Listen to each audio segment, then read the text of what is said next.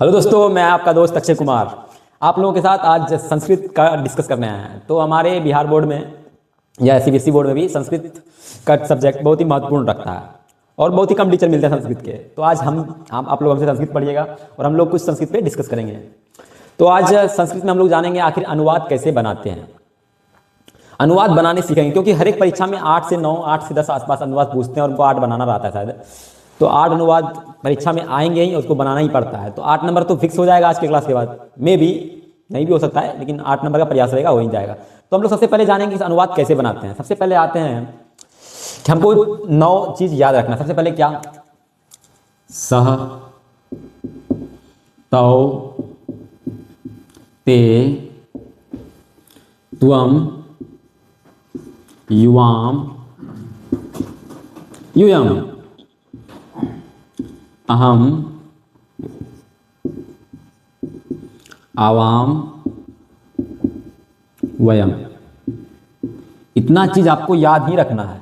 इसमें क्या होता है, स मतलब होता है वह, क्योंकि सारा ट्रांसलेशन तो इसी से बनेगा ना, जितना भी अनुवाद है, क्योंकि उसमें वह रहेगा, यह रहेगा। स मतलब होता है वह, तो मतलब होता है वे दोनों, वे दोनों।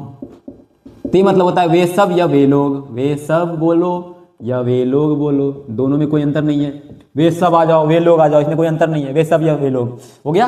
अब त्वम मतलब होता है तुम, तो से त्वम, तो से तुम भी हो जाएगा, चलो सही है। युवा मतलब होता है तुम दोनों, जैसे इसमें वे दोनों, इसी तरह तुम दोनों, तुम दोनों। युजम मतलब तुम सब, यानी तुम लोग, तुम सब या तुम लोग, तुम सब या तुम लोग, ठीक है। ज़्यादा समझ में आ गया। आगे है अहम। अहम मतलब होता है मैं, यानी कि आई। अहम मतलब मैं। आवाम मतलब मैं दोनों नहीं बोलते, हम दोनों बोलते हैं। मैं दोनों अच्छा लगेगा सुनने में, हम दोनों। अहम मतलब मैं, आवाम मतलब हम दोनों, वह मतलब हम लोग या हम सब, हम लोग या हम सब, हम लोग या सब, ठीक। यहां तक समझ में आ गया। सबसे पहले तो अनुवाद बनाने के लिए इतना याद रखना है, क्योंकि जितना टाइप का अनुवाद होगा ज्यादातर वो मैं से स्टार्ट होगा। मैं जाता हूं, मैं पटना में रहता हूं, हम लोग घर जाते हैं, हम लोग सुबह कोचिंग पढ़ने आते हैं, सुबह सुबह तुम लोग कहाँ जाते हो, ये जितना बनेगा तो इसमें इसी तरह रहेगा। प्रोनाउन वाला मतलब सर्वनामिक शब्द ही रहेगा ज्यादातर, ठीक है। तो अब सबसे पहले तो इसको याद रख लेना है। ये हमारे कितने टोटल, 9, 1, 2, 3, 4, 5, 6, 7, 8 और 9। इतना याद रखना ही रखना, इसको याद तो रखना ही है, ठीक है। एक वचन, द्विवचन, बहुवचन, उतना लिखना जरूरी नहीं है, लिख देते हैं फिर भी। एक वचन, द्विवचन, बहुवचन, ठीक है। यहां तक समझ में आ गया। अब सबसे पहले हम जानेंगे कि जाता है, रहता है, खाता है, पीता है, ता वाला जितना होता है वो ट्रांसलेशन यानी अनुवाद कैसे बनाते हैं। जैसे टेंस में हम लोग पढ़ते हैं ना, प्रेजेंट टेंस, उसी तरह प्रेजेंट में इसको बोलते हैं पहले लट लकार। सबसे पहले हम लोग जानेंगे, हम लकार पढ़ लेते हैं। लकार, लकार 3 तरह के, बहुत सारे के होते हैं। सबसे पहले हम आज पढ़ रहे हैं लट लकार, ठीक है। आगे हमको पीछे जानना ही नहीं, तो अभी लट बोलेंगे, पीछे वाला तुम लोग भूल जाओगे, इसलिए अभी लट लकार पर ही ध्यान देना। लट लकार, लट लकार। लट लकार मतलब होता है प्रेजेंट टेंस, यानी कि वर्तमान काल, वर्तमान काल। लट लकार मतलब वर्तमान काल, यहां तक में कोई दिक्कत नहीं है। लट लकार मतलब वर्तमान काल, ठीक है। अब इसमें क्या होता है, ठीक उसी प्रकार एक वचन, द्विवचन, बहुवचन, यहां तक सही है। इसमें आ जाता है क्या, सबसे पहले इसमें आता है ती, ठीक है। ती, त, अंति, ठीक है। यहां तक सी, थ, थो, थ में विसर्ग को यहां पर, ठीक है। उसके बाद होता है आमी, आव, आम। इतना तो याद रखना ही है, बचपन में पढ़े हो तभी भी याद होगा। तीता, अंति, सीता, थो, आमी, आव, आम, एकदम सिंपल सी बात है, ठीक है। इधर प्रथमा, द्वितीय, तृतीय ऐसे लिख सकते हो, प्रथम पुरुष, मध्यम पुरुष या उत्तम पुरुष ऐसे, ठीक है। अब हमको क्या करना है, सबसे पहले इसकी भी संख्या कितनी है, 9, देख लो एक बार, इसकी भी संख्या 9 ही है। 3, 4, 5, 6, 7, 8, 9। मैं आप लोगों को एक रफ व्यू दे रहा हूं, ये फेयर व्यू नहीं है, एक रफ व्यू है, ठीक है। फेयर तो आपको बुक में पढ़ा हुआ मिल जाएगा, लेकिन वहां समझ में नहीं आएगा आखिर बनता कैसे है। यहाँ पर हम बस आपको समझा रहे हैं बनता कैसे है। अब देख लो, हम यहाँ पर जान गए, ये सब जान गए, और ये भी हम वर्तमान काल के बारे में पढ़ लिए, वर्तमान काल के बारे में पढ़ लिए। अब हम जानेंगे अनुवाद आखिर बनता कैसे। जैसे हमको कोई क्वेश्चन दे दिया, वह पढ़ता है, अब बच्चा माथा पीटेगा कि वह पढ़ता है, तुम इंग्लिश में बनाते थे, संस्कृत में क्यों नहीं बन रहा है हमसे। सबसे पहले वह पढ़ता है, वह का क्या होता है, खोजो यहाँ पर 1 नंबर में कहीं वह लिखा हुआ दिख रहा है, यहाँ दिख रहा है।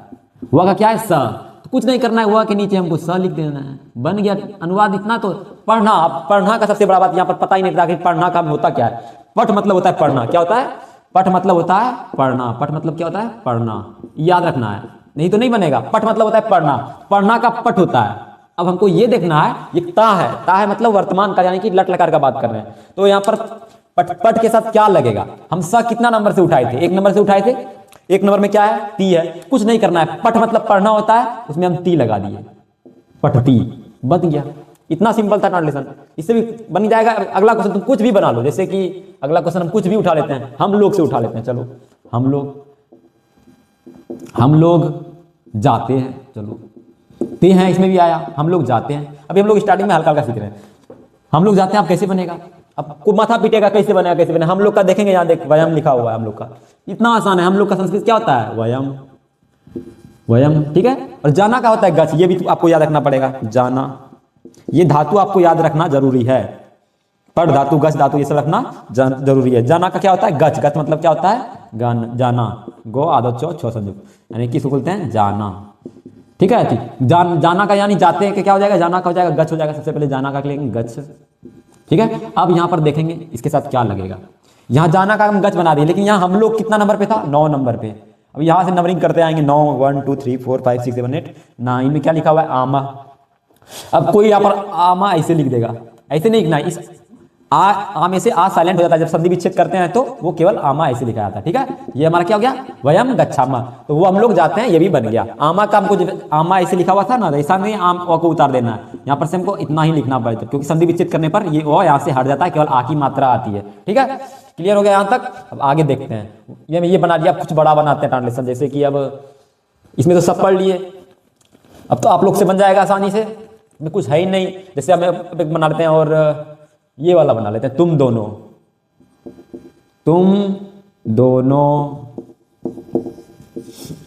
खेलते हो, तुम दोनों खेलते हो, उसमें कुछ और भी लगा सकते हो, खेलते हो, चलो खेलते हो, तुम दोनों खेलते हो। यहाँ ता आ रहा है ना, या ते हो, कुछ भी आ रहा है, तो अब तुम दोनों का संस्कृत खोजेंगे। कहाँ है तुम दोनों का संस्कृत, यहाँ पर है, क्या है, युवाम।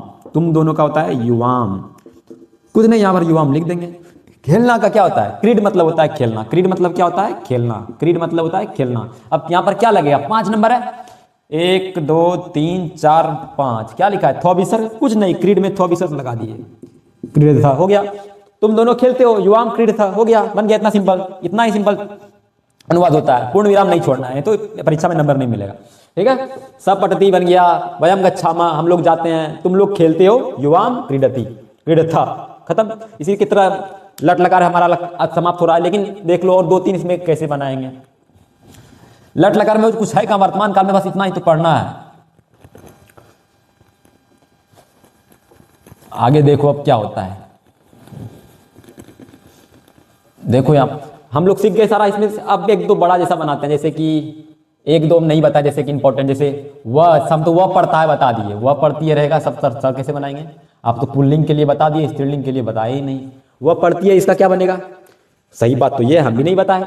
स मतलब होता है वह, लेकिन वह जो स मतलब जो हुआ होता है, ये किसके लिए होता है, पुरुष के लिए। जब हम यहाँ पर स्त्री का बात करेंगे तो यहाँ पर हम लिखेंगे सा मतलब भी होता है वह, लेकिन वह स्त्री जाति का बोध कराता है। तो यहाँ पर वह पढ़ती है, इसका क्या बन जाएगा, क्योंकि ये पढ़ती है, पढ़ता अगर लड़का कोई पढ़ता या मेल कोई पढ़ता तो वहां पर हम स का प्रयोग करते हैं। यहाँ पर स्त्री जाति का बोध हो रहा है, तो यहाँ पर लिखेंगे सा पठती। पढ़ मतलब होता है पढ़ना। अब सा के नंबर पे है, 1 नंबर पे, 1 नंबर पे ती है, बस इतना ही याद रखना है। ये वाला क्वेश्चन परीक्षा में ज्यादा पूछता है, वह रहेगा तो वहां पर सा करना जब स्त्री जाति के लिए रहेगा, ठीक है। यहां तक समझ में आ गया, वह पढ़ती है। अब अगला बनाते हैं, कुछ कहेगा नाम वाला सर नहीं बताए लो, राम क्या लिखते हैं, जाते हैं, चलो राम जाते हैं। अब कोई बोलेगा सर इसका तो आप बता ही नहीं, सब मतलब आप बोले सर केवल तुम आएगा, ये मैं आएगा, इसमें तो राम आ गया।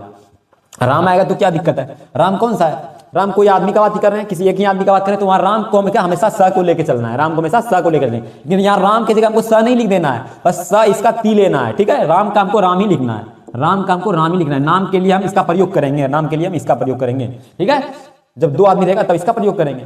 राम अकेले है तो अकेले के लिए हम इसका प्रयोग करेंगे, क्या ऐसा मतलब हुआ होता है, राम भी हुआ है, क्योंकि यहाँ पर हुआ नाम सर्वनाम हो जाता है, राम संज्ञा है, तो वह जाते हैं। जाना का क्या होता है, अभी जान रहे थे, गच मतलब होता है जाना। क्या होता है, इसके साथ अगर नाम भी रहेगा तो क्या लगाएंगे, ती लगाएंगे, गच्छति, ठीक है। राम गच्छति, विसर्ग लगा देते हैं, संस्कृत में तो कुछ नहीं, राम विसर्ग डाल दो, बिंदु डाल दो, संस्कृत बन जाता है ऑटो। राम गच्छति हो गया। अब इसी तरह और बना लेते हैं, सीता, सीता गाती है, सीता गाती है, ये गाते हैं जो बोलो। अब सीता के लिए क्या प्रयोग करेंगे, सीता के लिए यहाँ पर सीता के लिए सीता ही प्रयोग करना है, नॉर्मल सी बात है। नाम के लिए तो नाम ही रहेगा, लेकिन सब सिंगल नाम रहेगा तो हमेशा ती को लेना है, ठीक है। तो यहाँ गाना का क्या होता है, गाय, और उसमें क्या लगा देंगे, गाय मतलब होता है गाना, उसमें ती लगा देंगे, गायती, सीता गायती, यहाँ पर बन गया सीता गाती है। तो इसी के साथ हमारा आज वर्तमान काल का रिवीजन कर लिए पूरा बढ़िया से। अब वर्तमान काल में कोई और क्वेश्चन नहीं, कितना ही बड़ा क्वेश्चन पूछ देगा हम लोग बना लेंगे। अब एक दो बड़ा बनाते हैं, जैसे कि उसमें कैसे बनेगा, उसमें कुछ नहीं होता है, बस उसका संस्कृत बीच में लिख देना होता है, और संस्कृत में उल्टा पुल्टा भी हम लिख सकते हैं, कोई मतलब नहीं होता, इसमें आप कुछ भी बना सकते हैं। जैसे कि अब एक क्वेश्चन लेते हैं,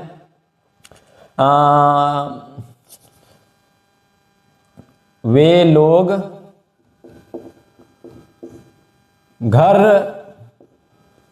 जाते हैं। अब देखो ये अभी तो हम ऐसा नहीं पढ़े थे, अब यहाँ पर कुछ नहीं करना है, वे लोग का हमको पता है क्या होता है, वे लोग का होता है, वे लोग का क्या होता है, या सबका ते होता है, तो हम लिख देंगे ते।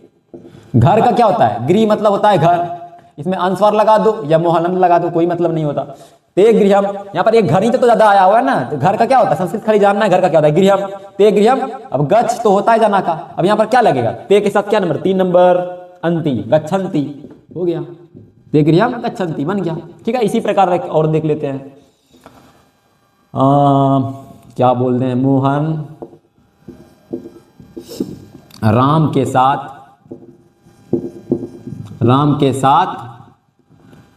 आते हैं, राम के साथ आते हैं। अब ये सर कैसे बनेगा, इसमें थोड़ा सा दिक्कत हो गया, यहां पर भी तो ते है सर, बनना तो सेम इसी रूल पे है, लेकिन यहां पर के साथ का कुछ हमको याद रखना पड़ेगा। सबसे पहले मोहन के लिए हम क्या बताते थे, मोहन राम के साथ आते हैं, तो मोहन क्या है, एक आदमी है, आदमी का सिंगल आदमी है मोहन, तो राम के साथ आ रहा है तो राम, इसमें भी दी का ही प्रयोग करेंगे। तो क्या हो जाएगा, मोहन का पहले क्या लिखेंगे, मोहना, मोहना या मोहन कुछ भी चलेगा। राम के साथ, जब के साथ किसी के साथ आएगा, जैसे लेकिन मेरा नाम अक्षय है तो अक्षय के साथ हो जाएगा अक्षयन स, राम के साथ रामेन स, कृष्ण के साथ कृष्णेन स, यानी उसमें ऐसे राम के साथ, जैसे के साथ का प्रयोग रहेगा ना, के साथ रहेगा, जैसे किसी भी नाम के साथ रहेगा ना, ऐसे एन स लगा देना है, ठीक है। जैसे अपने राम के साथ है ना, राम हो जाएगा तो क्या हो जाएगा, रामेन, रामेन, रामेन स, यहाँ पे एन ऐसे लिखना है, ठीक है, रामेन स, ठीक है, इसी तरह बन जाएगा। अब आगे देखो, मोहना राम के साथ है ना, तो रामेन स, रामेन, यहाँ पर मूर्धन्य न होगा, ध्यान रखना, रामेन स मतलब होता है साथ, ये एन स मतलब लगाना, एन स हमेशा लगाना है, एन स लगाएंगे तो हो जाएगा के साथ का। मोहना रामेन स कहाँ आते हैं, बस इतना ही तो है, जंगल उंगल कहाँ है बीच में। रामे मोहन रामेन स, आना का क्या होता है, गच मतलब होता है जाना, जब गच के आगे हम ओ लगा देंगे तो हो जाएगा आना, तो ओ गच, इसमें क्या हो जाएगा, रामेन सा, यहाँ पर राम मोहन राम के साथ आता है, यहाँ पर दो व्यक्ति हो गए ना, मोहन और राम, तो त लगा सकते हैं, आगच्छता, राम और मोहन दो व्यक्ति हो गए, तो दो के लिए हम क्या करते हैं प्रयोग, त का प्रयोग करते हैं, आगच्छता हो जाएगा, हो गया। इतना सिंपल से, जितना इसी तरह आज की वीडियो में इतना ही। आज वर्तमान काल के बारे में हम लोग जान गए, वर्तमान काल में इतना सारा चीज सीख लिए एक ही क्लास में कि अब ऊपर जाने लगा होगा, ठीक है। धन्यवाद वीडियो में बने रहने के लिए, बाय बाय।